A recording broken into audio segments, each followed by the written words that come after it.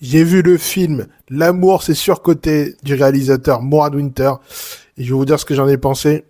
Alors avant ça, je vais prévenir, je vais faire comme les youtubeurs critiques cinéma.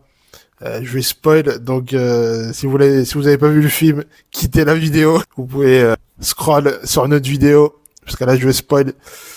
Donc ouais, L'amour c'est surcoté, film avec Hakim Djemili, Laura Felpin, Benjamin Tranier, etc., etc.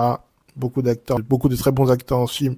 J'ai bien aimé ce film, j'ai adoré la fin. Je vais un peu, avant de raconter la fin, je vais un peu raconter le film. Donc c'est un mec de quartier, on peut dire, un mec de quartier qui galère avec les meufs. Et là, il rencontre une meuf, une femme. Il rencontre une femme en soirée, en boîte de nuit. Et il essaie d'avoir son numéro de téléphone. La femme, le personnage de Laura Felpin, elle le fait un peu galérer en lui donnant pas tous les numéros de son numéro de téléphone. Mais au final, il réussit à la contacter. Et il commence à se voir, tout ça. Mais ça m'a fait un peu penser à Serge le Mito. Parce qu'en fait, le personnage d'Hakim Djemili, pour plaire à cette femme, bah, il va s'enfoncer dans plein de mensonges. Et à un moment, il va dire qu'il est comédien, alors qu'il n'est pas du tout comédien. Et donc, ouais, ça me fait penser à Serge le Mito. Donc, il fait que mentir et tout pour essayer de plaire à cette femme. Et aussi, quand les deux personnages discutent de sujets profonds, bah, le personnage d'Hakim Djemili se braque et il a pas envie de parler. Et du coup, le personnage de Laura Felpin, elle a vu clair dans le jeu de... Il s'appelle Anis, le personnage de Hakim Djemili.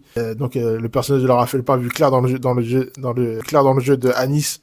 Et donc, à la fin, on découvre que normalement, il devait faire comme Anis a dit qu'il était comédien, et ben le personnage de Laura Felpin lui a dit ouais, je vais te faire passer un casting pour jouer dans un film. Et donc, elle l'a inscrit à un casting.